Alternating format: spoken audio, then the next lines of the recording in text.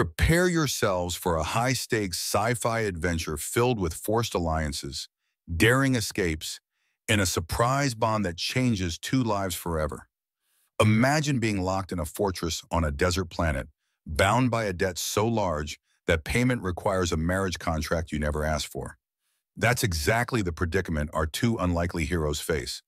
A cargo pilot desperate to clear his name, and a fiercely independent daughter of an eccentric alien. Together they navigate manipulative parents, power-hungry factions, and their own conflicting desires. Curious about how a mere debt collection spirals into galactic intrigue and the forging of an unexpected partnership? You've come to the right place. Stick around to hear the full story, because every twist and turn only gets more thrilling. And while you're here, don't forget to subscribe to our channel to support more exciting tales like this one. Trust us, you won't want to miss the dramatic conclusion of this adventure. Orlon and Zorali slumped against a battered metal stool at the far end of the turquoise nebula bar, glowering at the holographic display on his wrist communicator. A stark negative balance blinked in bright crimson digits, taunting him with each pulsing flash. Minus 50,000 credits. Not exactly the triumphant return he'd been hoping for when he first set out to make his fortune. Around him, the frontier spaceport was alive in its usual chaotic swirl, indistinct chatter, rowdy music streaming from a busted jukebox-like device, and merchants calling out for customers to browse their questionable goods. Through the hazy neon lights that flickered above the bar's entrance, he could glimpse the swirl of ships constantly arriving and departing, each one carrying someone else's hopes for profit or escape. He hadn't meant for things to spiral like this. 2 months ago, Orlon believed he was on the verge of a breakthrough, a cargo run that would finally tip his fortunes to the positive side of the ledger. Instead, his client ghosted him at the final checkpoint, vanishing without settling the bill. The docking fees alone had been steep, enough that station authorities locked down his small transport vessel, the Redshift Gamble, until he could cough up the outstanding sum. No credits meant no fuel, no way to leave, and definitely no way to keep up with his already daunting debts. "I can't serve you another drink, Draven," croaked the bartender, a violet-scaled Celian with 2 sets of narrow reptilian eyes. The Celian's tail flicked in mild irritation as it gestured to Orlon's wrist display. "You're already in over your head. I'm not running a charity." A dry laugh escaped Orlon's throat. "No handouts? That's the story of my life." He tapped uselessly at the blinking red digits. "All I need is one good lead, Malco. Just one." Malco's elongated mouth twitched, revealing sharp little teeth. "If you're that desperate, go talk to Faden in the corner. He buys and sells debts from all sorts of unsavory types. Might point you somewhere if you've got something to offer in return." "Already tried that." Orlon sighed and stood, stretching the stiffness from his back. "He doesn't want to buy anything from me except maybe a kidney." The bartender shrugged, his tail flicking again. "Then you're fresh out of luck." Yet Orlon wasn't ready to give up. Sliding away from the bar, he found a quiet corner and began scrolling through his personal ledger on a small data chip. Most of the names were worthless, long since cleared out or disappeared. But near the bottom of the list, highlighted in a cautious amber font, was one name that leaped out at him: Quazan. According to Orlon's records, Quazan owed him, through a long chain of acquired debts, exactly 50,000 credits plus interest. It was a miracle Orlon had forgotten he even had that claim in his portfolio. "Hey, Malco," Orlon called out, his voice carrying over the shifting crowd. "You ever heard of someone called Quazan?" The Celian's top pair of eyes tightened slightly in alarm. "Quazan, that ancient hermit? Lives on some desert planet in the Calidor system. People say he used to be a big-time trader, but he went into seclusion ages ago. Crazy old coot, or so they claim." "Why'd he disappear?" "Who knows?" Malco snorted. "Rumor has it he's been hoarding artifacts and muttering about upholding ancient traditions. Could be harmless, could be trouble. Hard to say." But Orlon and Zorali was already on the move, weaving between tables piled with half-empty glasses and questionable patrons. A glint of determination lit his dark eyes. "Thank you," he muttered to Malco, half under his breath. I'm gonna pay the old hermit a visit. It's time I collect what's mine. And with that, despite the bartender's final protests about it being a fool's errand, Orlon walked out into the neon-lit thoroughfare. His mind was set. Find Kwazan, reclaim 50,000 credits, and bail his ship out of impound. Simple enough, right? The redshift gamble might have been stuck under official lockdown at the frontier spaceport, but Orlon Draven was nothing if not resourceful. He scraped together enough bartered favors to hire a small, second-hand shuttle he could fly to Calidor, a rickety vessel that rattled ominously every time he accelerated, but it was better than nothing. At least it got him off station before the authorities realized the extent of his improvised arrangement. The journey to the Calidor system took longer than expected, the shuttle's half-broken navigation panels flickering in and out. Orlon spent most of the flight trying to coax the battered engines into maintaining hyperspace stability, all the while reviewing what meager data he had on Kwazan. According to rumor, the alien once brokered starship deals across half the galaxy. Some even said Kwazanaho had been among the wealthiest merchants in known space, at least until something, nobody could say what, compelled him to vanish. Maybe he just got old and decided to retire in style, Orlon muttered to himself, scanning the star charts. But a sense of foreboding tugged at the back of his mind. Why would a wealthy individual let a relatively small debt like 50,000 credits languish unpaid? Either Kwazan was truly insane, or this entire situation was some kind of elaborate trap. Eventually, the dusty red glow of Calidor's twin suns came into view through the forward viewport. Swirling cosmic dust gave the system an eerie, almost otherworldly air. Orlon guided the shuttle toward the third planet, a desert rock with two large, crater-laden moons that cast faint shadows across the rust-colored surface. Sensor scans revealed limited life signs, scattered across small settlements, but no major cities. Most of the planet's population appeared to reside in subterranean structures, seeking refuge from the punishing heat. As the shuttle descended, Orlon caught sight of a towering cliff formation riddled with carved entryways and elaborate fractal patterns, all etched into the rock face. It looked both ancient and dangerously inviting. According to his coordinates, Kwazan's hideaway was somewhere in that labyrinth of caves. He managed a bumpy landing on a flat outcropping not far from the main cliff. The heat, even inside the craft, was staggering. Two suns hammered the planet's surface, making the air shimmer in visible waves. Orlon quickly gathered his gear, water canisters, a blaster in case things got hairy, and a portable translator device. He wasn't entirely sure what species Kwazan belonged to, though the data suggested some offshoot of a long-lived race known for grayish skin and multiple eyes. Outside, the wind scoured his cheeks with sand. Each step kicked up dust that clung to his worn boots. Shielding his eyes from the glare, Orlon trudged toward the largest of the cave opening rooms. Weird glyphs and carved symbols lined the entrance, reminiscent of old spacefaring cultures he'd read about in half-forgotten smuggler lore. The lines seemed to swirl if he looked too closely, leaving him slightly dizzy. "All right, old hermit," Orlon murmured, pressing a palm to the weathered rock. "Let's see what you've got for me." To his surprise, a voice emerged from the darkness beyond the threshold. Raspy yet oddly excited. "Ah, my esteemed visitor arrives at last." Orlon paused. It wasn't just the words that unsettled him. It was the strange echo, as though multiple tones overlapped. There was an unmistakable glee in the greeting, the kind that suggested Kwazan had been waiting for this moment longer than Orlon could guess. Taking a breath of scorching air, Orlon stepped inside. The temperature dropped noticeably, a welcome relief from the oven-like conditions outside. Dimly glowing crystals embedded in the walls illuminated a hallway that spiraled deeper into the cavern. Ancient tapestries hung from carved hooks, their alien script indecipherable at first glance. The place exuded an aura of meticulously curated history, as though every object had a story behind it. He followed the sound of that echoing voice until he emerged into a wide chamber. Tall, crystalline lamps flickered with an otherworldly glow, illuminating rows of artifacts, vases, statuettes, devices that hummed with subdued energy. Standing at the center, clad in what might once have been lavish robes now frayed and dusty, was Kwazan.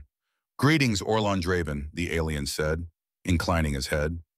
Quazan's voice layered strangely in the chamber, and his four eyes blinked in asynchronous patterns.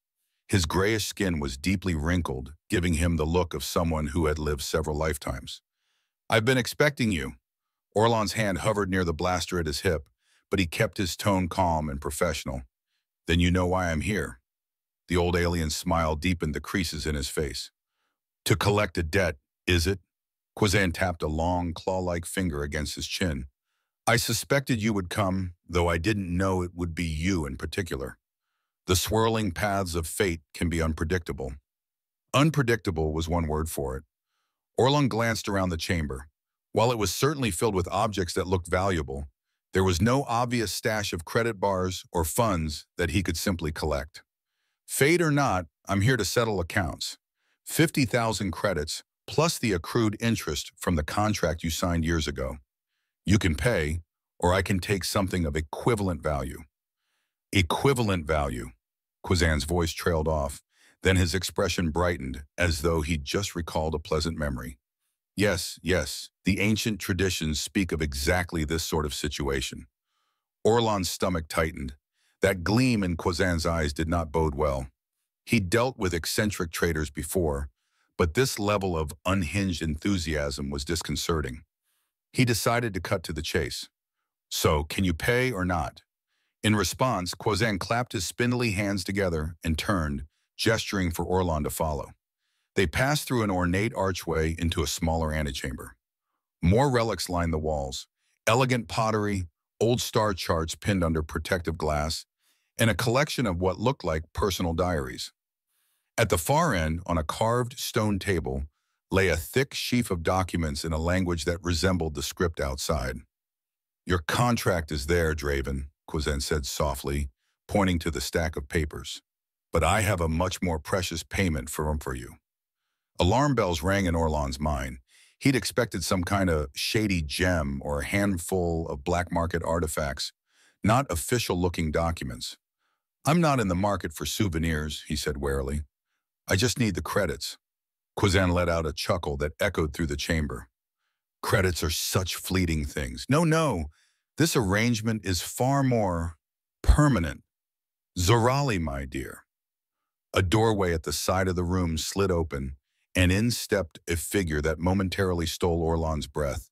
She was tall, her skin a gentle lavender hue, and her eyes glowed an emerald green in the glow of the crystal lamps. Her hair, silver shot through with faint teal highlights, tumbled in waves around her shoulders. The moment she saw Quazan, she folded her arms defiantly. "What is it now, Father?" she asked, a note of irritation giving her melodic voice a sharp edge. Orlon blinked. He'd seen all sorts of exotic beings in his travels, but something about this woman, Zorali, radiated an otherworldly intensity. It wasn't just her striking appearance or the subtle glow of her eyes. It was the crackle of energy he could almost feel in the air around her. If Quazan had introduced her merely to distract him, it was working. Quazan's wrinkled face split into a smile as he gestured toward Orlon. "My dear, this is Orlon Draven. He has come to claim the debt that I owe, and by our most venerable traditions, I shall settle it by providing my most cherished treasure." Zorali's gaze flicked from her father to Orlon, her eyes narrowing with what looked like rising anger. "Father, you can't be serious." Orlon shook his head, taking a step back. "Hold on, I'm not here to claim any as some kind of property. That's insane." "Insane or brilliantly traditional," Quazan replied, his tone infuriatingly serene. "In my culture, when a debt reaches a certain magnitude, the arrangement can be resolved through the sacred bond of marriage. The logic, you see, is that family ties settle all debts." "Marriage, Waroj?" Orlon repeated, feeling the weight of the words slam into his gut. "I didn't come here to get married. I need money. Credits. The kind that pays off docking fees and keeps bounty hunters off my back." Zorali threw her father a look that promised murder. "You're treating me like a piece of inventory to be handed off to the first stranger who knocks on our door." Her voice crackled with suppressed energy, and Orlon could see faint sparks of blue light dancing around her clenched fists. Quazan spread his hands in a conciliatory gesture. "It's all perfectly legal in the eyes of our authorities, my dear." The necessary documents have already been filed with the Sector Council. Should Orlon refuse, the debt remains, and he forfeits any claim to collection. The old alien reached into a drawer, pulled out a compact device, and slid it across the table. The data displayed on the screen confirmed everything he'd said, an official contract recognized by the relevant bureaucratic offices. If Orlon turned down the marriage, the debt defaulted entirely. This is absolutely ridiculous, Orlon growled. You can't just force. Zorali cut him off, fury radiating from her. And you're not exactly my ideal partner, Draven, so don't think for a second I'm happy about this. She turned her wrath back on Kwazan. You told me you would respect my autonomy. Her father gave a mournful sigh. Child, I've tried to safeguard you from the hardships of the galaxy, but tradition is tradition, and our lines cannot continue if we do not abide by the old ways. This debt is an opportunity, perhaps not one we asked for, but one we must embrace. Zorali opened her mouth to argue further, but Kwazan pressed a hidden panel on the wall. A thick, reinforced door slid open behind him. He stepped backward, placing one foot across the threshold. I'll leave the two of you to get acquainted. You will find food, water, and everything necessary for comfort. When you're ready to accept the terms, the security locks will disengage. And just like that, before either Orlon or Zorali could stop him, Kwazan disappeared through the doorway. The door sealed shut with a hiss, accompanied by a series of heavy clunks that sounded suspiciously like multiple locking mechanisms. Silence reigned for a moment, broken only by the faint hum of whatever power source maintained the lighting. Orlon stared at the sealed door, then back at the furious woman standing in front of him. Zorali radiated tension like a coiled spring, and the crackle of energy around her hands hadn't subsided. All right, he said, exhaling slowly. This is not exactly how I envisioned my day going. She barked out a sardonic laugh. You think? I was minding my own business, tinkering with an old star mapper, and now I'm apparently engaged. Look, Orlon began, careful to keep his hands in plain sight. No sudden movements around a woman who could probably fry him with a thought. I don't want to be married any more than you do, but I do need that 50,000 credits. My ship is stuck, and I have debts chasing me across half the galaxy. If I don't pay up, I'm done. Zorali's anger flickered in her glowing eyes, but her expression shifted ever so slightly, perhaps from pure wrath to reluctant sympathy. I get it. We all have our baggage, but I'm not currency to be traded. I agree, Orlon said, crossing his arms. So what if we find a loophole? She looked around the chamber, noting the thick walls lined with bizarre devices and ancient scribbles. My father's not one to leave loopholes. He's always been obsessed with upholding these so-called sacred traditions. And trust me, I've tried to fight him on it before. A wave of frustration passed through Orlon. The reality of their predicament was sinking in.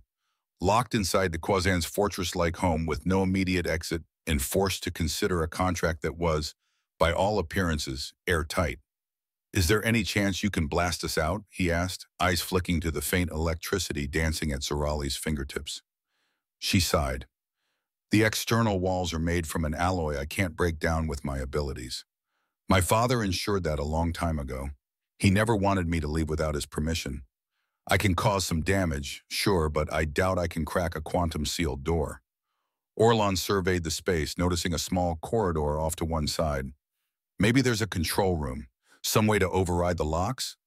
With nothing else to do, they started exploring. Room by room, they found sleeping quarters, a modest kitchen, a workshop strewn with half-finished mechanical parts. They also stumbled upon a modest laboratory with beakers and tubes, though most contained dust rather than any volatile substances. Every so often, they'd pass a locked door sealed with advanced biometric sensors. Attempts at forced entry did nothing. After an hour of futile searching, the two of them returned to the main chamber, exhausted and no closer to escape. Zorali sank into a curved stone seat, her shoulders slumped. It's basically a private fortress. My father is paranoid and cunning. If he doesn't want us leaving, we're not leaving. Orlon leaned against a nearby table, drumming his fingers on the surface. So either we wait him out, who knows how long that'll be, or we sign that cursed contract. Do you have any idea how we can nullify it later? If we do sign? Her eyes glowed with renewed frustration. Maybe if we reach an outside authority, but that requires getting out of here first. For a few beats, they stared at each other, equal parts resentment and reluctant camaraderie. Neither of them had chosen this predicament, yet they were locked in it together. The first few days tested both their patience and their sanity. With no sign of Kwazan returning and no way to communicate with the outside, they settled into a grudging coexistence. There was enough food in storage, dried grains, preserved fruits, and a surprisingly decent stash of sweet-spiced beverages to keep them from starving. Water was plentiful, flowing from an underground spring that Kwazan had cleverly diverted into the base. Zorali spent hours hunched over various mechanical contraptions, possibly tinkering for a way out. Orlon tried not to disturb her, instead focusing on what little he could do to prepare for a future beyond these walls, if they ever got out. He cleaned his blaster, organized the meager supplies in the storage room, and paced the corridors until the layout was ingrained in his mind. They hardly spoke unless it was to snap at each other over trivial matters. "You're dripping water on the floor," Zorali would scold if Orlon came back from rinsing off his dusty face without fully drying. He'd shoot back, "Better water on the floor than letting your half-finished gizmos clutter every walkway." Tension simmered beneath the surface, both of them refusing to acknowledge the real issue. They were trapped, and Kwazan's marriage contract was the only visible solution. Every so often, Orlon would catch Zorali pausing in front of the thick, locked door, staring at it as if sheer willpower could melt it away. The faint crackle of her powers sometimes lit the corridor in eerie flashes, but the door refused to yield. On the fourth day, the uneasy calm fractured. Orlon was in the workshop rummaging for parts that might serve as a makeshift communicator. Among dusty circuit boards and tarnished wiring, he found an old, battered starship transponder. Excitement surged. If he could repair it, maybe they could at least send a distress signal. He hurried to find Zorali, eager to show her. She was in one of the side chambers, examining a set of crystal shards that pulsed with faint luminescence. Her eyes narrowed when she saw Orlon approach. "Need something?"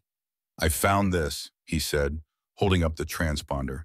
"It's old, but I think we can rig it to send out a short-range broadcast. Maybe get the attention of a passing ship." Zorali took the device and ran her fingertips over its rusted edges. Her powers must have formed a tiny spark because the transponder hummed for a brief moment, then died again. "The main power cell is shot," she muttered. "I might be able to cobble together a replacement using some components in the lab." A glimmer of hope lit Orlon's features. "Then let's do it." Their excitement united them in a rare moment of cooperation. They scoured the fortress, gathering wires, crystals, and any salvageable electronics. Once they'd compiled a small heap of materials, they spread them out on a bench in the workshop. Working side by side, they soldered, fitted, and fused until they had a crude but potentially functional transponder. "All right," Zorali whispered, biting her lip as she set the final power coupling. "Let's try this." She concentrated, letting her energy flow into the crystals they'd rigged as a makeshift battery. A faint glow spread through the improvised device. Orlon watched, hardly daring to breathe, as the transponder's tiny status light flickered on. "We have a signal," he murmured, his heart pounding. "Can we tune it?" Zorali nodded, adjusting a dial. For a moment, static filled the air. Then abruptly, the transponder sparked in a burst of blue light. The device coughed out a small plume of smoke and went dark. "No, no, no," she snapped, hitting it with the heel of her hand. "Come on!" But it remained lifeless. Orlon let out a long, defeated breath. "We were close," he said, "real close." "Close doesn't open doors," Zorali muttered, her shoulders sagging. And in the silence that followed, they both realized how desperate this was becoming. The turning point arrived on the sixth day, when a howling windstorm struck the desert outside.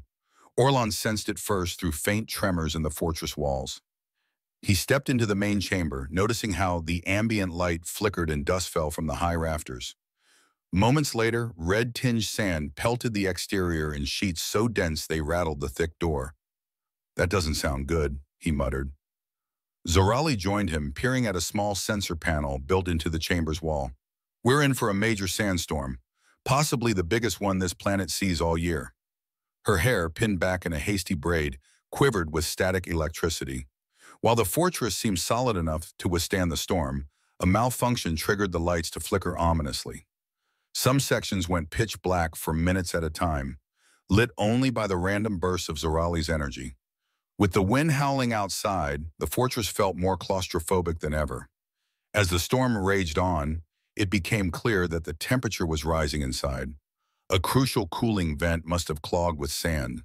Sweat beaded on Orlon's forehead, and he stripped down to his undershirt, trying to keep from overheating. Zorali, too, was visibly uncomfortable, her lavender skin glistening with perspiration as the fortress's internal systems sputtered. "Let's find the vent," she suggested. "Maybe we can clear it." They navigated through half-lit corridors, guided by flickering crystal lamps that barely held power. At last, they found a small maintenance hatch near the top of a narrow shaft. Hot air blasted them when they pried it open, confirming their suspicion that the vent was jammed. Zorali tried to channel her power to incinerate the blockage, likely dense sand compacted by the wind. She managed to clear some of it, but the storm's intensity kept pushing more debris into the duct. No matter how many times she blasted away the clog, the swirling sand outside forced more inside. Eventually, they had to seal the maintenance hatch just to keep from being scalded by the superheated air. Exhausted, they retreated to a cramped storage room that was somewhat cooler, though still uncomfortably warm. The wind howled through the thick walls, sounding like distant banshees. Tension cracked again when Orlon accidentally knocked over one of Zorali's carefully stacked tool sets, scattering wrenches and coils of wire across the floor. She cursed, a jolt of electricity snapping across her knuckles. "You never watch where you're going, do you?" she snapped, dropping to her knees to gather the spilled items. Orlon bristled. "Sorry, I'm not used to living in a cage filled with every odd gadget known to man. Or alien." Her glare could have melted steel. "If you're going to be in my workspace, at least show some care for my equipment." "Your workspace?" He laughed bitterly. "Last time I checked, we were both stuck here." That sparked an argument, their raised voices echoing over the distant roar of sand. Accusations flew. He claimed she was a spoiled child of a wealthy hoarder. She claimed he was an irresponsible drifter who couldn't handle his own finances. Amid the flurry of harsh words, a sudden clank reverberated through the fortress, and darkness swallowed them as the main power failed. For a long moment, neither spoke. Breathing heavily, they realized how petty their argument was compared to their predicament. The only light came from the pale luminescence of Zorali's eyes, a flicker of green illuminating Orlon's face. With a shaky sigh, she rested her forehead against the stone wall. "I'm just tired of being trapped, you know?" Orlon stepped closer, his voice gentler. "Yeah, me too." And in that moment, as the fortress shook and the swirling sands battered the planet outside, the fury that had kept them divided began to wane. They were, after all, stuck with each other. And maybe, just maybe, they'd have to rely on that connection to make it out. Morning arrived with a strained hush, even though morning was a relative term inside Quazan's locked fortress. The howling storm had lasted through most of the night, and while the walls stood firm, the oppressive heat only grew. Zorali stirred from where she dozed off on a stone bench, her hair plastered to her forehead. Across the chamber, Orlon Draven lay sprawled on the floor, using his jacket as a pillow. They'd both been too tired and irritable to argue about sleeping arrangements, and exhaustion had eventually forced them into a tense truce. A flicker of movement caught Orlon's attention as he blinked awake. He sat upright, noticing that the overhead crystal lamps were fizzling erratically, casting strange dancing shadows along the walls. Every breath felt thick, as though the fortress itself was running out of patience. Zorali rubbed her eyes and pushed to her feet, wincing at how stiff her limbs felt. Any chance the storm calmed down? Orlon pressed his ear against the seam of the heavy door. No discernible winds battered it now, just the faint hiss of sand sliding against the exterior. "Sounds quieter. Let's check the vents again." Maybe the temperature outside dropped, or at least the sand cleared enough for proper airflow. She nodded, and they trudged through the corridors. The once glowing crystals were dimmer now, as if the power source hidden somewhere deep in the fortress had nearly drained itself fighting the storm. Upon reaching the central console, an ancient panel set into the wall, They tapped at the manual gauges. A few flickered to life, indicating that external pressure had stabilized. Good, Zorali muttered. We won't cook alive today. Yet their relief was short-lived. When they approached the main exit, they found the sliding mechanism still firmly locked. Red indicator lights confirming the quantum seal. Zorali released a frustrated groan, letting a few sparks of energy dance around her fists. Orlon set a calming hand on her shoulder. We'll try another tactic. She spun around, eyes narrowed, but the anger there wasn't directed at him so much as at the entire situation. What tactic exactly? We've tried everything short of blowing the walls apart. I was thinking, he interrupted softly, maybe we can override the system from that console. If we can't brute force our way out, we'll hack it. I've done a little slicing in my time. That piqued her interest. I'm decent with code too, maybe together. It was the first genuine moment of cooperation they'd had since the ill-fated build-a-transponder attempt. For hours they fiddled with the fortress's power relays, searching for a software backdoor that Quazan might have overlooked. Zorali spliced cables while Orlon manually rerouted subroutines. Now and then a spark would fly, causing them both to jump and share a startled laugh, one that quickly faded into wary silence. By midday, they were sweaty and hungry, and the security seals remained stubbornly engaged. They paused for a makeshift lunch, rehydrated lentils and dried fruit. Zorali took a measured sip from her water flask, then sighed. Even if we manage to open the door, she said quietly, the contract still exists. Without accepting my father's offer, you can't claim any repayment. He's made sure of that. Orlon's jaw tightened. I know, but I can't just walk away from this debt, Zorali. My ship, my life, it's all on the line. She nodded, though her eyes flashed with a sadness that contradicted her earlier hostility. Neither had asked for this impossible choice, but somehow in these cramped corridors, a fragile sense of respect, maybe even empathy, was beginning to bud between them. That afternoon, they gravitated toward the fortress's highest chamber, hoping for better ventilation. This upper room featured a wide observation window carved directly into the cliff face. It remained sealed behind some transparent but incredibly sturdy material, offering a view of the desert outside. The aftermath of the storm was apparent in the towering dunes of red sand piled in odd drifts. A hazy sunlight filtered in, giving the chamber a warmer, more natural glow than the flickering crystals below. Zorali settled onto a ledge near the window, drawing her knees up and resting her chin on them. Although she still radiated tension, some of the sharpness in her manner had dulled under the weight of circumstance. Orlon placed himself a polite distance away, leaning against the wall as he stared out at the dune sea. Have you ever been to Calidor before? She asked suddenly, not looking at him. He shook his head. No, heard rumors about an old hermit out here owing money, but never set foot on the planet until now. A ghost of a smile twitched at her lips.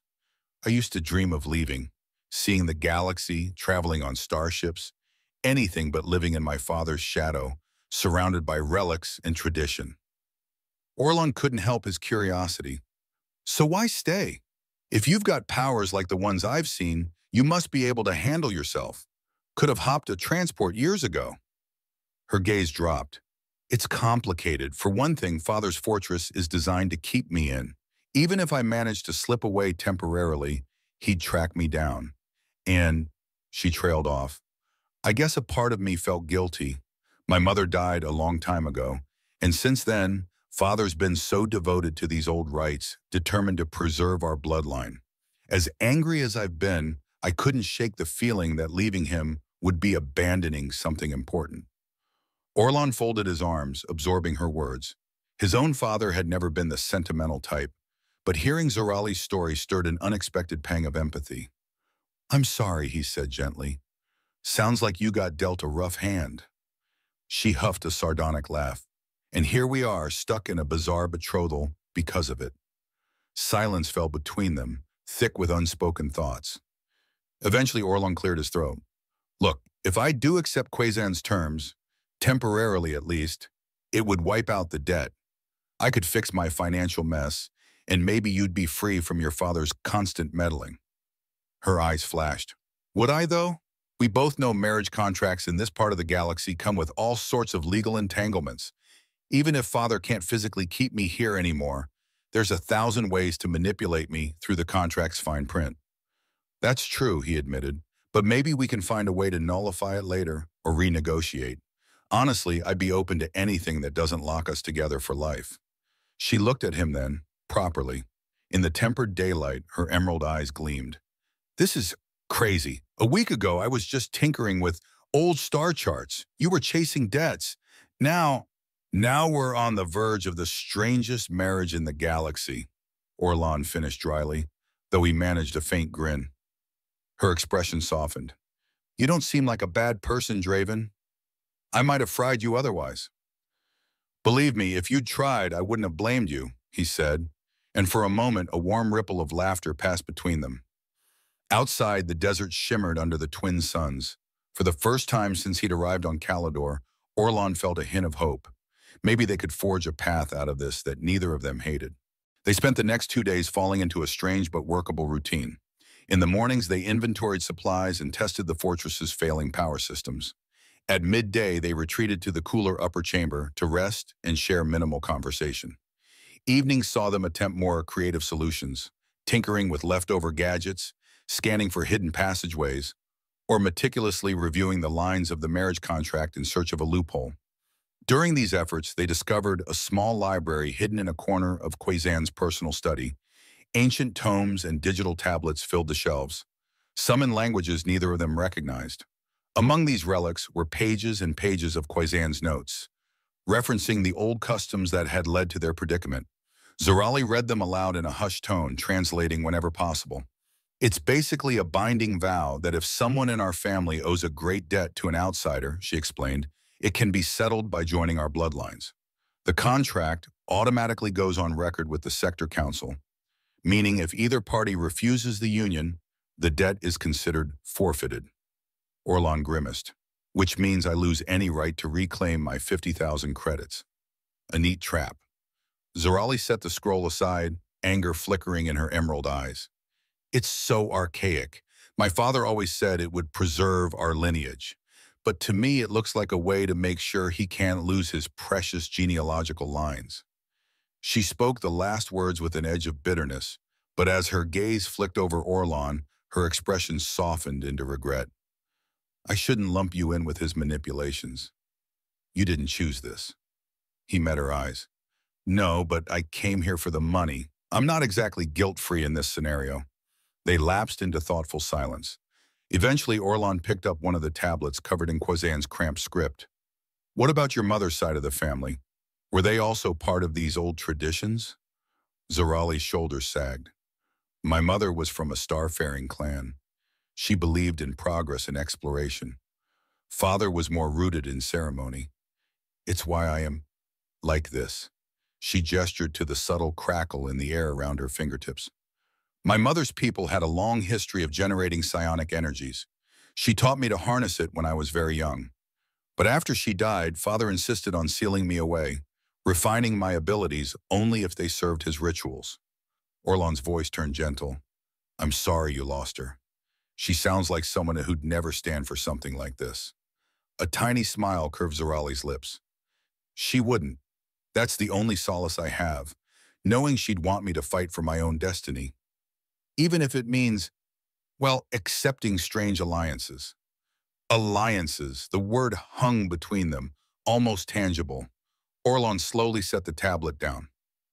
We might need one right now, an alliance, I mean. If we can't blast our way out, we should at least get on the same page. Figure out whether he trailed off, realizing he wasn't sure what came next. Propose an actual marriage?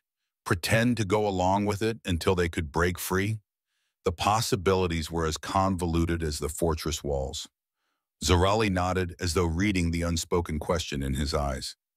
Truce, then? She asked. Truce, he agreed, and for the first time they shook hands without animosity. In the dim glow of failing crystal lights, their mutual grip felt like the one stable thing in a world of locked doors and impossible debts. Later that evening, a different kind of storm arrived, one of revelations. Orlon and Zorali were in the workshop, hunched over the battered transponder they'd tried to fix days before when a sudden chime echoed through the corridor. The noise startled them. It sounded like a communications alert, which was impossible given the fortress's lockdown. They raced to the main chamber, searching for the source. An old wall-mounted comm panel flickered to life, displaying a grainy holographic image. At first, the figure was unrecognizable, but as the static cleared, Orlon felt a chill seize him. He recognized that face: strong jaw, neatly trimmed silver hair, and the unmistakable insignia on the uniform. Commander Halvor Draven, Zorali read the displayed name, her eyes darting to Orlon. Any relation? He swallowed hard. He's my father. Son, the hologram said, voice carrying the authority of a man used to commanding entire fleets. I see you finally made it to Quazan's refuge.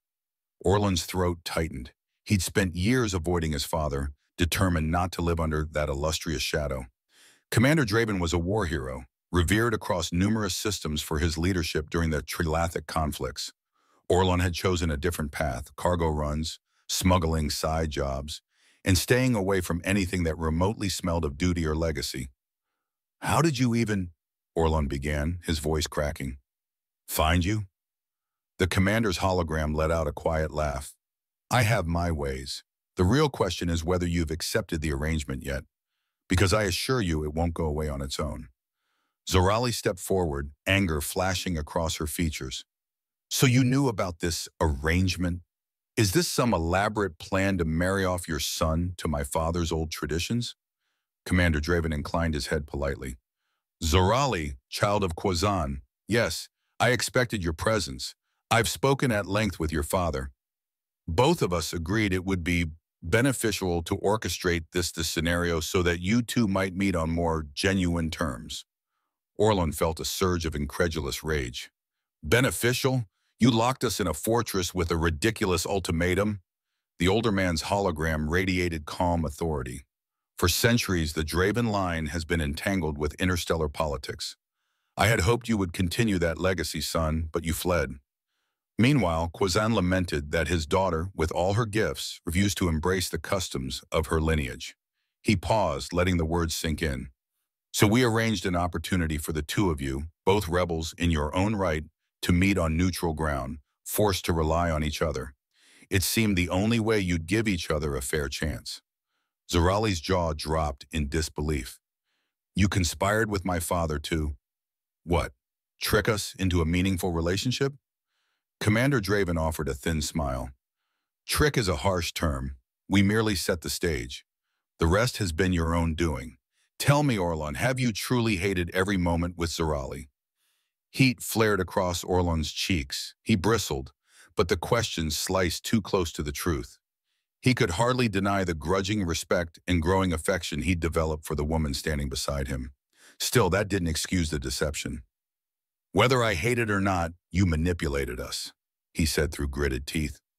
Sometimes manipulation is the only path to a better outcome, the commander replied, unruffled. You have a choice, both of you.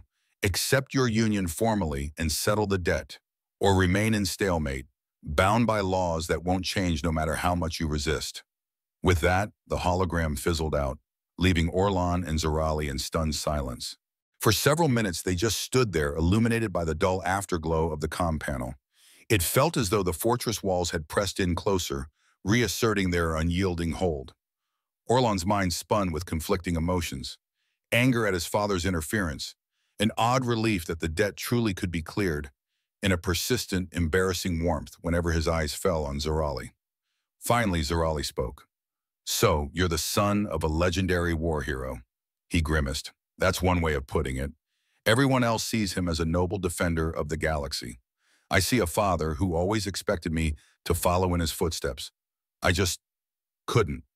She absorbed that, gazing off at the flickering crystal lights. Guess we both have father issues. They walked together to the upper chamber again, seeking a space that felt less oppressive. Once there, Orlon leaned against the carved stone balustrade, the desert's late afternoon sunlight washing through the window. What do we do now? Zorali asked, her voice subdued. Our fathers have basically admitted to orchestrating this entire mess. Orlon glared at the floor. I refuse to do anything just because they planned it. But I also can't afford to lose the debt. I need those credits, not just for myself, but so I'm not running from loan sharks for the rest of my life. She nodded, arms crossed. And I can't just pretend everything's fine. Kwazan might want me to carry on his traditions, but that doesn't mean I have to become a permanent relic in his collection. Still, neither of us can stay locked here forever, Orlon finished. A sense of futility crept into his words. We've tried every escape route. If we want out, we might have to play along, sign the contract. The weight of that suggestion settled between them. Zorali's eyes glowed faintly with tension, though she no longer seemed on the verge of electrocuting him. Play along, she repeated. Meaning what exactly? We go through with a marriage in name only? He gave a slow nod, feeling a complicated twist in his chest. It would clear my debt, free you from your father's fortress, and technically comply with the old laws. Then once we're outside, we can figure out how to dazzle or sidestep the arrangement legally. Or, if that's not possible, he hesitated, unsure how to articulate the swirling thoughts. She completed the unspoken line for him. We figure it out together, that's what you're saying, isn't it? Orlon met her gaze. Yeah, I guess I am. Her shoulders slumped as though letting go of a huge burden. I never imagined my wedding day would happen like this, locked in a fortress, manipulated by an ancient code. A weak laugh escaped her. Mother would have found it all absurd. He managed a half smile. If it's any consolation, my father would have probably insisted on a giant ceremony with half the galaxy watching. This is definitely, quieter. Despite the weight of their decision, a shared sense of determination sparked in the air.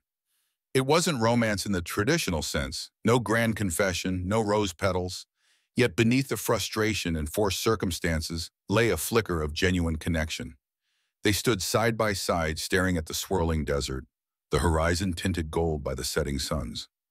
All right, Zorali murmured at last, turning away from the window. Let's sign and see what happens.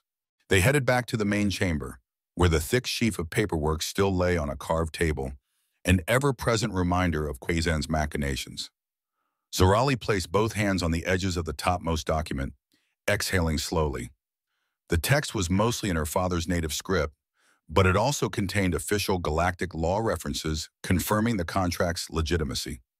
Orlon stood beside her, scanning the lines he could decipher. His own name typed out in bold characters next to Zorali's, clauses referencing perpetual union of families, a lot of archaic language about shared fortunes, and repeated assurances that refusal would nullify all financial claims. He swallowed the nervous lump in his throat. We still have no idea what hidden catches might be in here. Zorali flashed a mirthless grin. We already know the biggest catch. We're married. For a moment, neither moved. Then Zorali unsheathed an ancient stylus, a relic in itself, the kind that wrote with some shimmering ink-like substance. She pressed the tip to the designated signature box, scrawling her name in a flowing alien script. It glowed faintly as it dried, an almost magical finality. Orlon took the stylus next, feeling an odd flutter in his chest. All his life he'd avoided big commitments, contracts that went beyond cargo deliveries, relationships that lasted more than a month. Yet here he was, signing a lifelong vow just to clear a debt. But one look at Zorali, standing resolute despite her obvious resentment toward this situation, stirred something else in him. Respect for her defiance, admiration for her willingness to do what it took to escape. Maybe, just maybe, he wasn't signing himself into doom. He scribbled his name, Orlon Draven, in bold letters. The ink glowed, sealing the contract. At once, an unseen mechanism in the fortress seemed to whir to life. A small panel slid open on the far wall, revealing a control console that blinked green. Security override detected, an automated voice droned in the local dialect. Marriage contract recognized.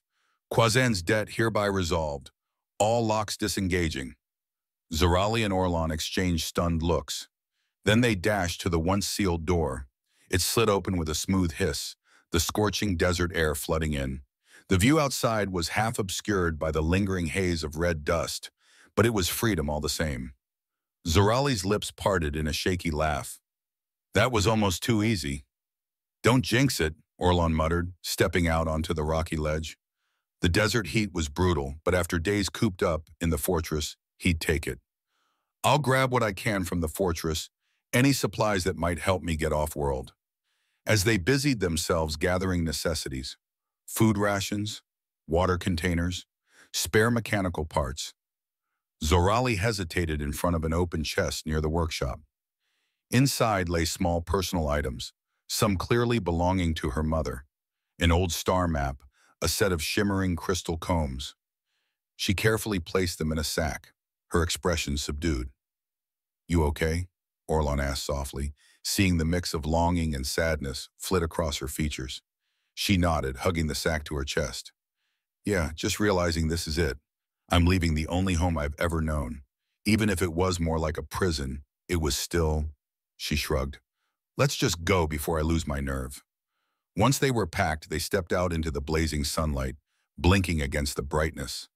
A half-buried shuttle lay near the cliff edge, the same battered vessel Orlon had arrived in, except the storm had piled sand around its landing struts. It would take hours of digging to free it, but they had time now, and they had each other, an odd partnership forged in the crucible of forced marriage. "Let's get to work," Orlon said, rolling up his sleeves. Zorali nodded, a steely resolve gleaming in her emerald eyes. Sweat and determination carried them through the afternoon. With makeshift shovels fashioned from scrap metal, they methodically cleared sand from around the shuttle's engines and landing gear. The planet's dual suns hammered down, but they paused only to sip water and wipe their brows before plunging back into labor.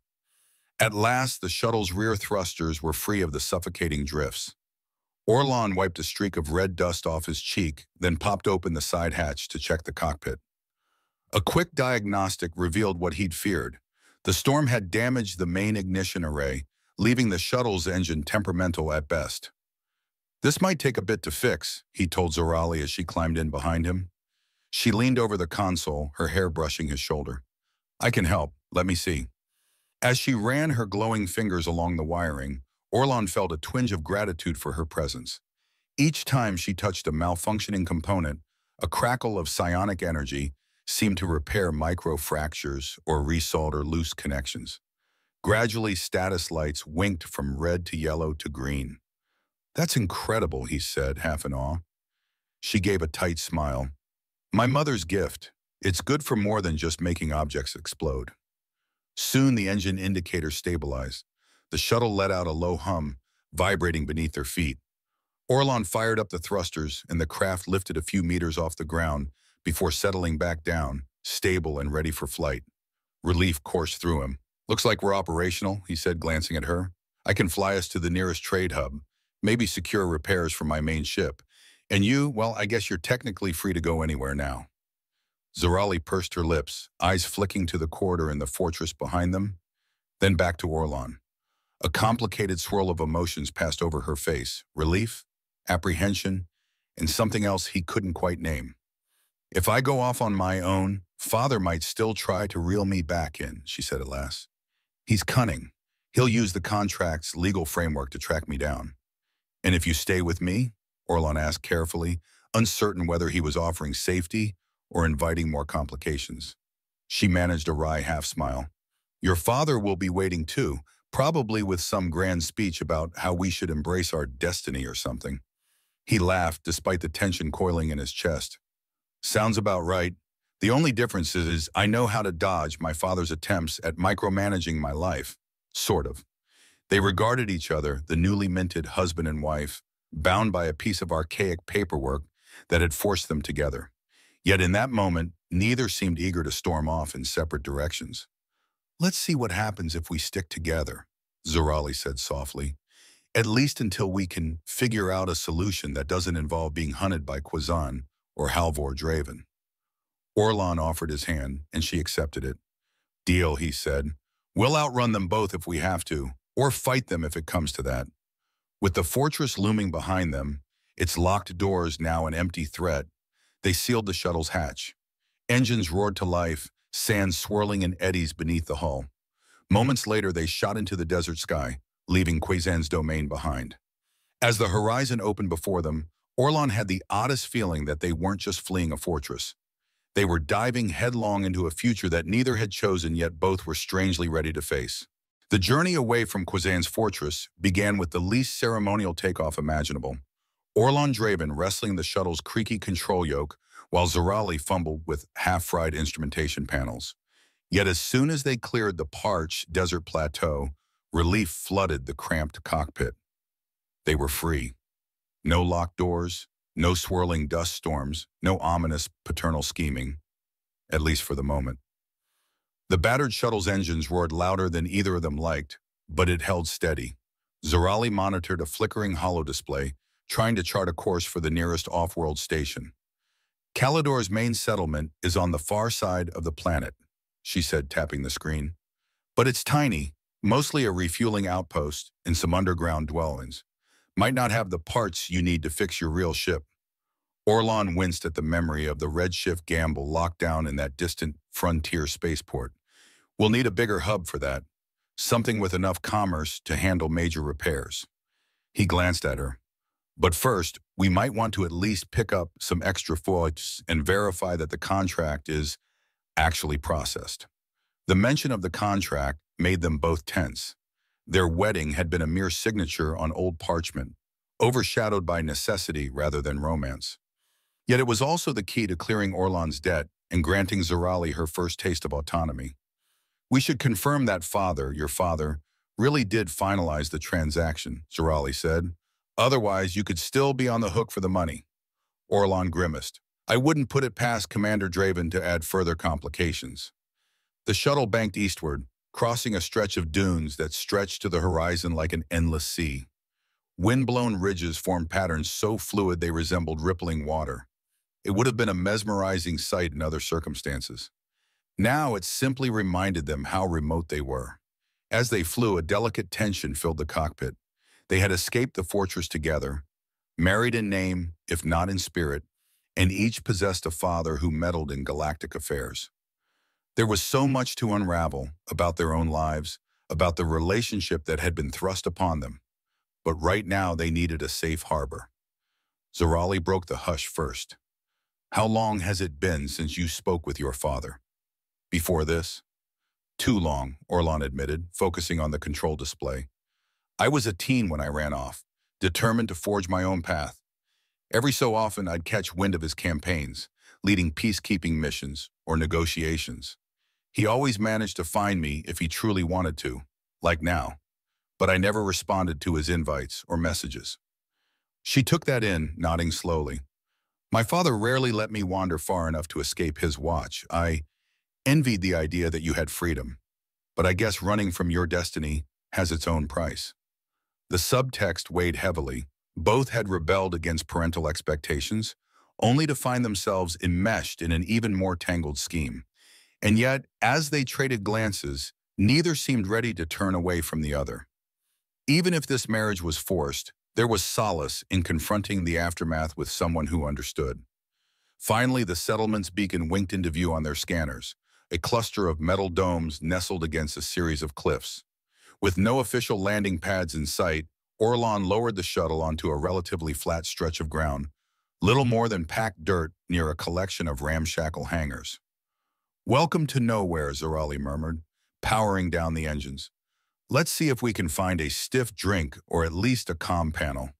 Orlon managed a tight smile. Anywhere with real gravity and fewer locked doors is a step up. Let's go. The settlement, called Rova's Edge according to a faded sign, was little more than a handful of interconnected huts built around a rocky outcropping. A battered communications tower jutted from the highest structure, cables drooping like wilted vines. A few locals, hard-faced men and women wrapped in desert gear, eyed Orlon and Zorali with cautious curiosity. They soon discovered that Rova's Edge was primarily a refueling stop for land vehicles, not starships. Despite the inconspicuous size, a small bar and trade post functioned as the settlement's social nexus. Sand crunched underfoot as they entered, and the interior was marginally cooler than the blazing sunlight outside. Immediately, Orlon's senses prickled. You could tell a lot about a place from the glances people gave newcomers. Here, those glances were neither hostile nor welcoming, just a certain wariness that said, "Don't start trouble." A wiry older woman behind the bar recognized a chance to sell something. "Welcome," she greeted. "New in town, eh? Got water, some home brew, maybe a few spare parts if you're looking." Orlon nodded politely while Zorali scanned the cramped shelves behind the counter. "Do you have a comm station?" she asked. "Something with enough range to reach off-world channels?" The bartender shrugged. "Depends on the storm activity, but my tower's got a booster, 5 credits per minute if you want to transmit." They exchanged glances. That wasn't outrageous, though Orlon's credit accounts had long been in the negative. He grimaced. "Let me see if our contract claim has processed. If so, I might have the funds." He pulled a battered handheld device from his belt, keyed in a short series of codes, and waited. The display scanned for data signals, eventually catching a weak link from the tower. His heart pounded as the device synced with the Sector Council's database. If the marriage contract truly wiped out the debt, his account should reflect that. Zorali peered over his shoulder. The tension in the air was palpable. Finally, the device beeped, showing a new balance. Exactly 0. No negative sign, no crippling debt. It felt surreal. Orlon blinked at the screen.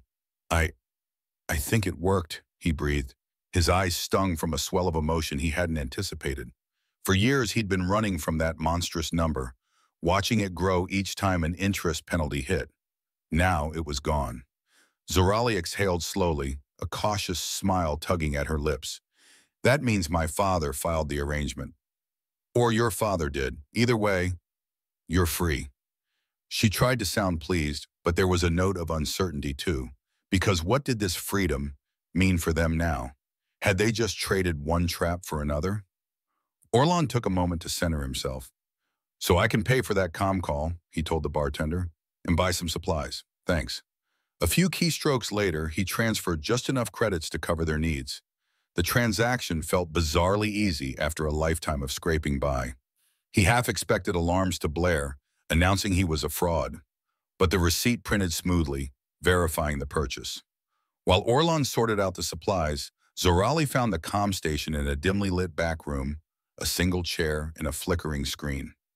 She glanced at Orlon for support, then connected to the network, inputting her father's unique code. If Quazan was available, maybe they could glean his next move. After several static-filled moments, the screen flashed with a recorded message, Quazan's face flickering in and out. "Daughter, I see you have made your choice. Know that the lines of our heritage are secure. Should you ever need guidance, remember the archives I left for you." Then the feed cut abruptly. Zorali lowered her gaze, a swirl of emotions roiling beneath the surface. Orlon rested a hand lightly on her shoulder. "You okay?" She shrugged off the sadness. "I'll manage. Let's just figure out where we go from here." They spent the rest of the day securing fuel and a few mechanical odds and ends to stabilize the shuttle's flight. A local mechanic, a sharp-eyed fellow named Ruse, offered to patch a cracked coolant line in exchange for a handful of credits. Orlon readily agreed. Spending money felt strange, but in a liberating way. The real question loomed. Once the shuttle was in decent shape, where would they go? That evening, the settlement's makeshift bar turned into the closest thing Rova's Edge had to a community center. Locals gathered, nursing cups of some sour-smelling spirit. Orlon and Zorali found a quiet corner table, conversing in hushed tones about their options. Zorali flicked a small electric spark between her fingers, a habit she slipped into when thinking. "We could head back to the Frontier spaceport," she suggested softly. "Get your redshift gamble out of impound, now that you can afford the fees." "True," Orlon said. "But then what? My father's probably expecting me to waltz into his arms, thrilled that he arranged my salvation." He scowled. "I'm not sure I'm ready for that conversation." She smiled wryly. "At least you have the option. My father might still try to summon me for some ceremony. But if the contract's recognized, maybe he believes he's accomplished his goal. I doubt he'll lock me up again." They exchanged glances, both quietly acknowledging a deeper question. Did they actually want to separate? The contract might have been forced, but in the fortress's crucible, they'd found a reluctant admiration for each other. Perhaps even something more. But the wounds of betrayal from their parents' manipulations weren't so easily dismissed. Zorali took a cautious sip of her drink. grimacing at the bitter taste. "We could just go," she ventured. "Pick a sector far off the trade routes and disappear. You have a ship, I have abilities. We can make a living however we want." The idea stirred an unexpected warmth in Orlon's chest. He'd fantasized about that kind of freedom before. Just him and his ship, no obligations, no illusions of grandeur. Adding Zorali into that mix was a new variable. Part of him liked the image, the two of them traveling the stars, forging their path on their own terms. Yet another part of him recalled his father's words about legacy and responsibility. As much as Orlon hated admitting it, Halvor Draven's efforts often did genuine good, mediating conflicts and preventing wars. Zorali, too, was raised amidst important traditions, no matter how twisted they felt. He shifted uncomfortably. That might be tempting, but do you really want to walk away from everything? Your mother's legacy, your father's archives, whatever you might be able to do for your people? Zorali's face fell, her eyes reflecting the flickering lamp on the table. "I don't know. Sometimes I want to burn it all down. Other times I think about the potential good. My father's ways might be ancient, but they've preserved knowledge that could help entire star systems." They sat in contemplative silence as a handful of local patrons laughed drunkenly at the bar. Outside, a breeze kicked up swirls of dust against the settlement's thin walls. In that moment, the two newly bound travelers felt the weight of choices more profound than any contract. Their conversation was derailed by an urgent signal from Orlon's wrist communicator. He glanced down, expecting maybe a system glitch or routine spam. Instead, the readout showed an incoming transmission from a fleet channel. Orlon swore under his breath. "My father must have flagged my ID. I haven't used this line in years." Zorali set her drink aside, leaning forward. "Might as well answer. He already knows you're here." Reluctantly, Orlon accepted the call. The wrist display projected a small, grainy hologram of Commander Halvor Draven's stern face. He seemed to be in a command center, multiple data screens flashing behind him. "Son," the commander greeted, voice steady, "I trust you've seen the resolution of your debt. Congratulations on your nuptials." Orlon's jaw tightened. "Yes, father. Well done on the grand scheme." Halvor ignored the jab.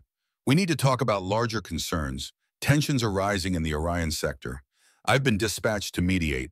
The governors there are calling for fresh leadership. Voices unburdened by old grudges. Someone who understands the needs of everyday folks, yet carries the weight of recognized authority." Orlon crossed his arms, unimpressed. "I'm not a politician, father, you know that." A faint quirk tugged at the commander's lip. "You have a Draven name, and now you're tied to Quazan's lineage as well. That alone confers influence, whether you want it or not."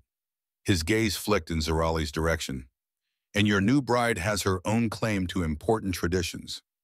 Zorali bristled at being referenced in the third person. "I'm not an ornament in this larger concern. If you think we'll just jump at the chance to fix your political mess, need I remind you the Orion sector's instability could spill over to neighboring systems?" Halvor interjected calmly. "We're talking about preventing a conflict that might claim thousands of lives. By stepping in, you'd save countless families from suffering. But of course, you're free to do as you like." The words hung in the air, a thinly veiled guilt trip that rankled Orlon deeply. He opened his mouth to argue, but couldn't shake the memory of his father leading relief efforts when star colonies were devastated by war.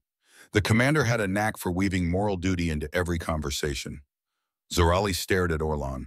Her earlier remarks about how her father's knowledge could help others came back to both of them in a rush.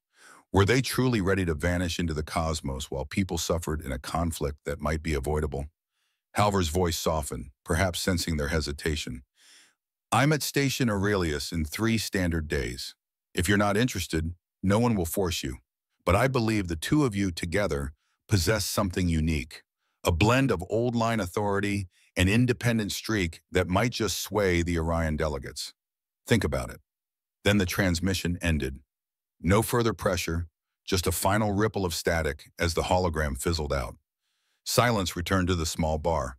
Zorali slumped back in her chair, exhaling. "He's good at that, dangling the moral high ground," she muttered. Orlon nodded numbly. "Always has been. And it works. Because maybe he's right. If a civil war is brewing, we could stop it. But did they want to? Uncertainty gnawed at both of them, a potent mix of duty, pride, and a reluctant empathy for people they'd never met. They wrestled with indecision that night, lying awake in the single shabby guest room they'd rented. The settlement's makeshift inn boasted 2 cots separated by a narrow walkway. Despite their legal status as newlyweds, neither had broached the subject of sharing a bed. Instead, each lay on their own side, lost in thought. Orlon couldn't stop replaying past memories, his father saluting a cheering crowd after brokering a ceasefire, returning from missions with stories of heroic rescues. There was a reason Halvor Draven was revered by so many. He made a difference. Yet Orlon had always doubted he could live up to such a legacy. In the dim moonlight filtering through the dusty window, he turned his head to see Zorali gazing up at the ceiling, arms folded behind her. "You're not sleeping either, huh?" he murmured. She blinked, then sighed.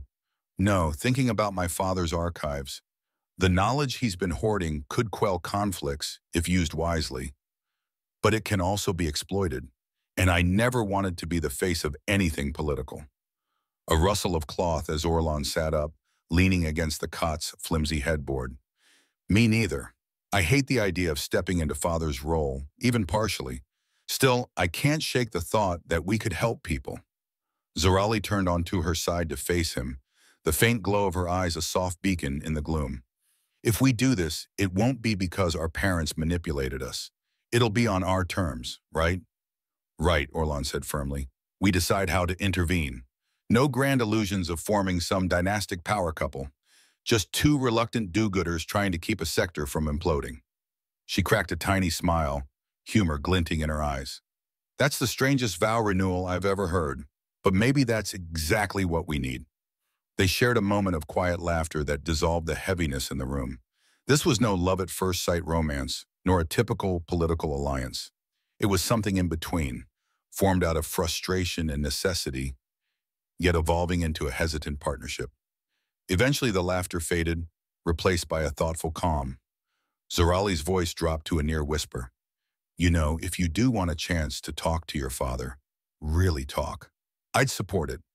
Even if we don't sign up for his mission in Orion, maybe you need closure." Orlon studied the shape of her face in the half-light. She was right, of course. Walking away forever wouldn't settle anything. "Same goes for you," he replied gently. "If you ever want to confront Kwazan or even consult his archives, I'll be there. Just say the word." Her lips curved in a faint, appreciative smile. Then she scooted over, patting the narrow space on her cot. "There's not much room, but it's better than tossing alone if you want." Something leapt in Orlon's chest, a warmth that went beyond mere physical comfort. Slowly he rose from his cot, crossing the scant distance to sit beside her. The bed dipped under their combined weight, forcing them closer. They didn't speak further, but the silence was companionable. Orlon slipped an arm around her waist, and she nestled against him, the subtle crackle of her psionic energy teasing over his skin in soft pulses. For the first time in days, maybe even longer, neither felt quite so alone. Outside, the desert wind ruffled the settlement's flimsy structures. But in that cramped little room, 2 souls bound by an unlikely contract found a moment of genuine peace. Morning brought a fresh clarity that neither had fully anticipated. Over a meager breakfast of salted grains and reconstituted fruit, they revisited the question of what to do next. Their options had narrowed to 2 main paths: vanish into the galaxy or answer the call at Station Aurelius to potentially broker peace. Surprisingly, neither option inspired dread anymore. Maybe it was the shared sense that whatever they chose, they'd choose together. The contract that once felt like a shackle now felt more like a safety tether, binding them, yes, but not necessarily in a bad way. Ultimately, it was Zorali who voiced the deciding argument. Even if we leave the Orion sector to its fate, how long before that conflict expands? These things rarely stay contained. The fighting could spread, reaching other worlds, including whatever corner we're hiding in. Orlon nodded, finishing his last bite of breakfast. "That's exactly the sort of logic my father would use. Infuriatingly, he has a point." She exhaled. "Then we go to Aurelius. Check things out. We don't promise loyalty to any side except trying to keep people from dying. If it looks too shady or manipulative, we bail. A spark of determination lit his eyes. Deal. They packed quickly, thankful for the repaired coolant line and the newly topped-off fuel in their shuttle. Ruse, the local mechanic, bid them farewell with a half salute, having been amply paid for his services. By midday, they were tearing across Calidor's upper atmosphere, climbing toward the star-dappled void beyond. The trip to Aurelius wasn't a short hop, requiring a jump through two gates that connected outlying systems. As the shuttle hummed through hyperspace corridors, Zorali and Orlon occupied themselves with small talk and occasional companionable silence. Now and then, Orlon tested the communicator, half expecting his father to barrage them with messages. But the device stayed quiet. When they finally dropped out of hyperspace near Station Aurelius, the sight was sobering. Massive warships, bearing the insignia of various Orion factions, floated in uneasy stalemate around the space station's perimeter. A line of civilian vessels queued for docking clearance, while a cluster of agile fighter crafts patrolled menacingly, ensuring no sudden aggression. Orlon guided the shuttle closer, broadcasting his ID. The station authority responded promptly, granting them a docking slip in one of the external bays. As they drifted past the ominous silhouettes of corvettes and frigates, tension coiled in his stomach. He'd spent years avoiding precisely these kinds of high-stakes gatherings. Zorali sat rigid in the co-pilot's seat, her hands clenched around the armrests. "This is bigger than I realized," she said. "If a single spark sets these warships off—" "Let's hope we can prevent that," Orlon replied, though his own words sounded hollow in his ears. Station Aurelius itself was a testament to starfaring engineering. An enormous wheel structure that rotated for artificial gravity, with spokes connecting to a central docking hub. As soon as they landed, a small diplomatic reception team awaited them. The lead official, a tall figure in pristine formal attire, greeted them politely. "You must be Orlon Draven and Zorali Quazin Draven," the official said, reading from a datapad. "Welcome. Commander Halvor Draven is expecting you. The negotiations are about to begin, so he requests your presence at the Central Council chamber immediately." Zorali shot Orlon a quizzical look, but Orlon just sighed. "Of course he does. Lead the way." Their footsteps echoed in the station's pristine corridors as they followed the official. With each step, Orlon felt the weight of centuries-old family duty pressing in, while Zorali contemplated a future she'd never asked for. Yet side by side, they pressed on, determined that if they were to be involved in galactic politics, they'd do it on their own terms. The Central Council chamber was an amphitheater-like space, its curved walls adorned with banners from the Orion sector's influential houses. Delegates sat in rows of tiered seats, hushed tension palpable in the air. At the center, beneath an overhead skylight that revealed the stars, stood Commander Halvor Draven, clad in a formal uniform that bore medals of distinction. He turned when Orlon and Zorali entered, a faint flicker of relief crossing his features. "You came," he murmured. "Thank you." Before Orlon could reply, a flurry of movement erupted among the delegates, some leaning forward, others whispering, clearly curious about these newcomers. Halvor cleared his throat, projecting his voice across the chamber. "Esteemed representatives," he began, "allow me to present Orlon Draven of the Draven line and Zorali Quazin Draven, heir to Quazan's lineage. They have graciously agreed to observe our negotiations and offer what counsel they can." The hush that followed was more intense than any applause. Finally, one of the Orion faction leaders, an older man with a stern expression, rose to speak. "With respect, Commander, we were told you had young mediators capable of bridging cultural gaps. But who are these two? We know of the Draven name, but we were not informed of any marriage alliance." Zorali bristled, but Halvor raised a hand in a calming gesture. "That's precisely why they're suited to this role, Governor Kellen. They are neither entrenched in Orion politics nor unaware of it. Their lineage holds sway in multiple quadrants, and they are free from the biases plaguing our current stalemate." Murmurs rippled through the delegates. Orlon resisted the urge to roll his eyes. "Trust Father to oversell us," he thought. Meanwhile, Zorali glared at the nearest banner, uncertain how to handle the sudden spotlight. Sensing their discomfort, Halvor beckoned them closer. "I know this is sudden," he whispered under the buzz of conversation, "but we're out of time. The factions are on the brink of civil kingdom. If you can speak to them, even just to reassure them that a neutral perspective exists, it might buy me time to push for an armistice. Orlon exchanged a weighted glance with Zorali. This is it, that look said, the moment we decide if we're in or out. Slowly, Zorali stepped forward, swallowing her nerves. Her eyes glowed faintly, a sign of the power rippling beneath her calm exterior. She addressed the gathering in a steady voice, surprising even herself with her composure. I don't claim to be an expert in Orion politics, she began, but I know what it's like to be caught between tradition and progress, between the old ways we can't entirely abandon and the new paths we long to chart. My father's adherence to ancient customs forced me into a marriage I never chose. Yet from that, I discovered sometimes the improbable alliances are the ones we need. The delegates listened intently. Orlon took a breath, stepping to her side.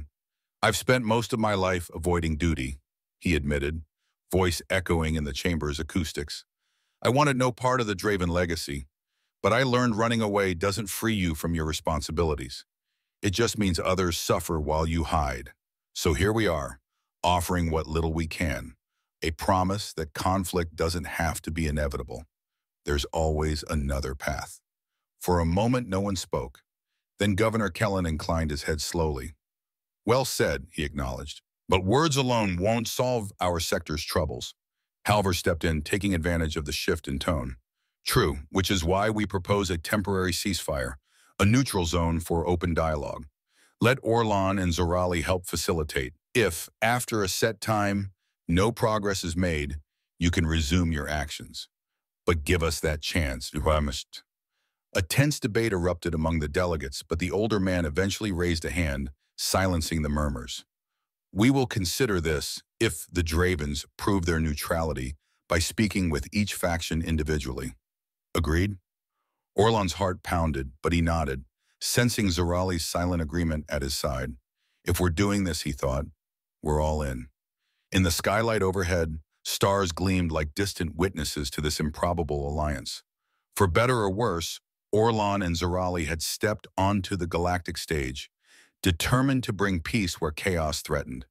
And perhaps, in forging a new path for Orion, they'd find a new path for themselves, one forged not by parental plots or forced contracts, but by the delicate, genuine bond they were still learning to trust.